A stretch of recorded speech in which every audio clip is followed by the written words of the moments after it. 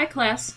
I'm going to do a little YouTube video on your PhysioEx exercise 5 on cardiovascular dynamics.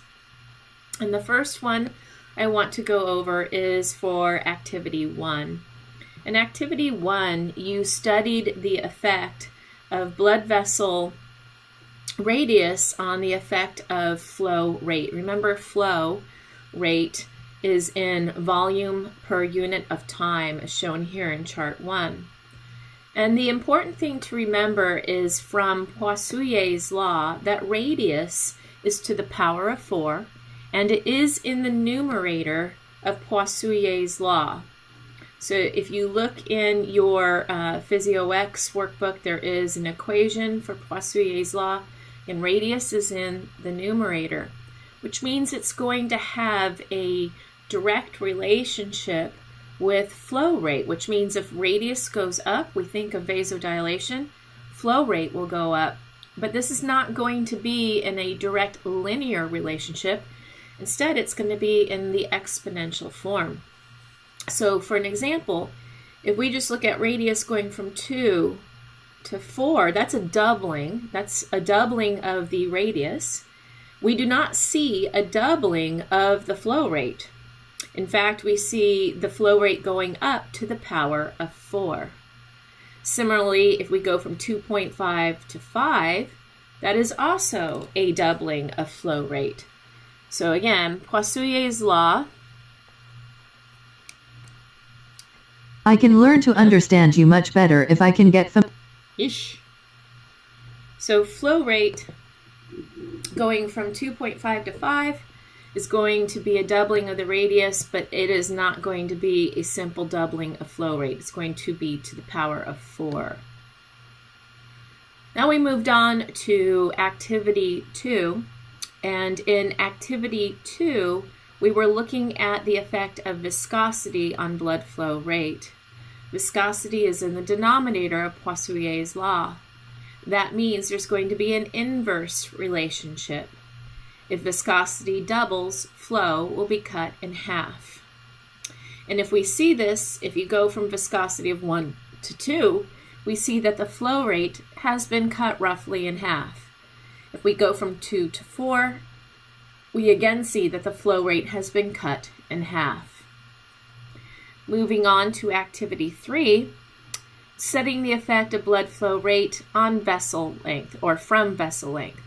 Again, from Poiseuille's law, vessel length is in the denominator. This again means that we're going to have an inverse relationship with flow rate. If the length doubles, say going from 10 millimeters to 20, we are going to have flow rate cut in half. If we go from 20 to 40, we see that the flow rate again has been cut in half. So an inverse relationship, inversely proportional to each other. Then when we get to activity 4, we are looking at the effect of pressure on blood flow rate. And again, in Poiseuille's law, pressure is in the numerator, as we saw with the radius. So this is going to be a direct relationship, and it's going to also be proportional, which means if we see a doubling of pressure from 25 to 50 millimeters of mercury, we will see a doubling of flow rate. That is not what we saw with radius when radius was in the numerator.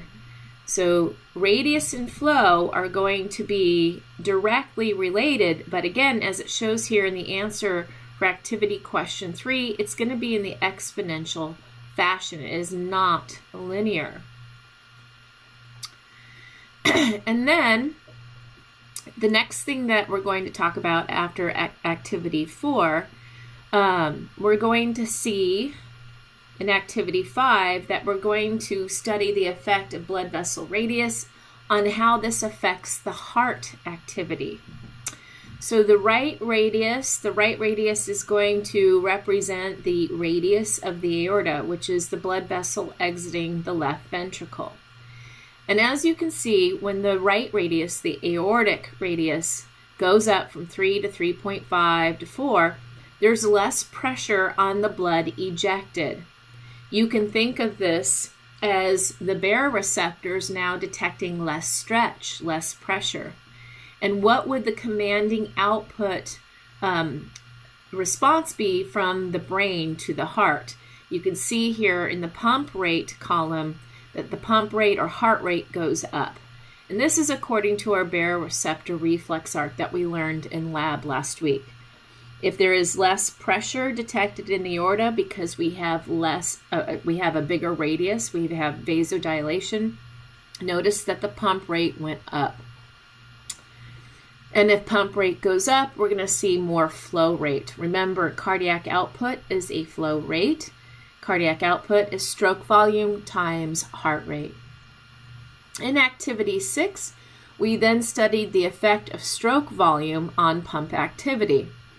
And as the stroke volume goes up, you can see here, the pump rate goes down. Again, cardiac output is your flow. If that is maintained at 5 liters per minute, roughly, as shown here in the first column, if stroke volume goes up, the afferent signals will go up to the brain, and what would the brain say in return to the heart? What would be the commanding visceral output from the brain, from the medulla oblongata? It would be saying to the heart, you are so good at this. Now you could take a longer break in between pumps. So that's why the heart rate would go down. Notice again that the flow rate, the cardiac output, is maintained. If stroke volume goes up, we can afford to take bigger breaks in between beats. Then lastly, in chart 7, this is basically showing you a before an episode. So normal is our baseline in the first row. And then after that, we see aortic stenosis. So I'll remind you from lecture, aortic stenosis means that we have a narrowed aortic semilunar valve, difficult to open. And the question is, if you look at your flow rate for normal, it's 5 liters per minute roughly. When the aortic stenosis kicks in, we are cut to almost half that flow rate. And in the next set of experiments, notice that 3 deal with preload, the next 3 deal with contractility, and the next 3 deal with afterload. I'll remind you from your cardiac cycle lecture, preload, contractility, and afterload all affect stroke volume. We're going to first manipulate preload, then secondly contractility, then third afterload in an effort to get our flow rate to go back to normal. So which of these 3 is best to target to get our flow rate back to normal? In the end, you're going to see that all 3 are pretty good options. Preload, I'll remind you, is the amount of filling during ventricular diastole. I gave you the example in lecture about the slingshot analogy, just to remind you, and also it's all based on the Frank-Starling mechanism, that length-tension relationship. And as you can see from the 3 experiments, the more preload we gave, the more filling, the more we had ejected. So that, again, that's a good option. We can allow more time for filling. What drug would allow more filling time that you learned in lecture? Digitalis. Digitalis is the only known cardiac glycoside that will allow a reduced chronotropy but lead to reduced chronotropy but increased inotropy, which means force of contraction. Then we went after contractility. I'll remind you from lecture, this is in reference to calcium availability. Calcium activated calcium release. If we have more calcium available, we get more removal of inhibition of the troponin and tropomyosin. We will then allow more pump, or I should say power stroking between actin and myosin. And notice in our flow rate, it improves with the more calcium we allow. Then we look at afterload. Afterload is a fancy way of saying the blood pressure from the blood that is already in the systemic circuit from the previous beat or beats.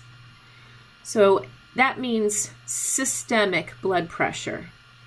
If we can reduce systemic blood pressure, then that means that we're making it easier for the heart to actually eject a stroke volume.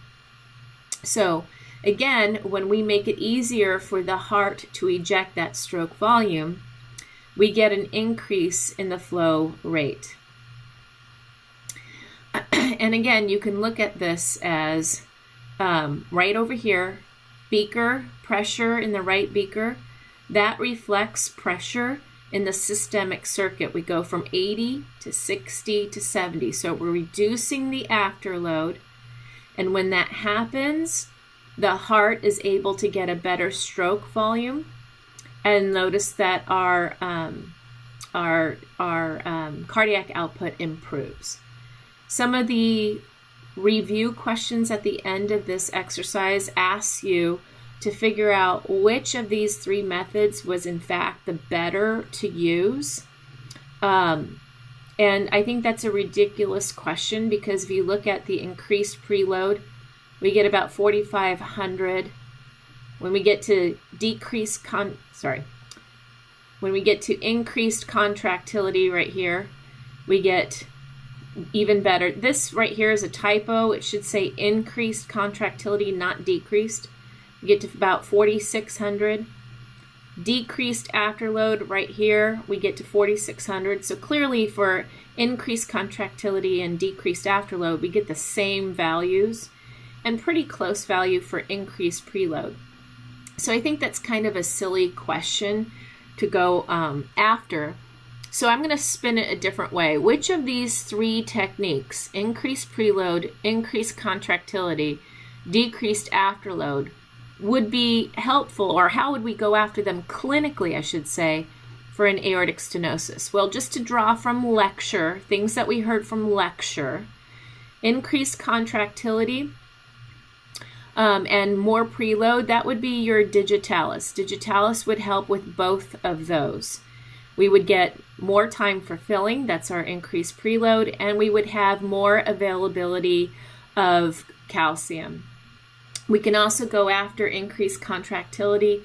Some drugs of the sympathetic nervous system that we have studied can lead to more calcium availability.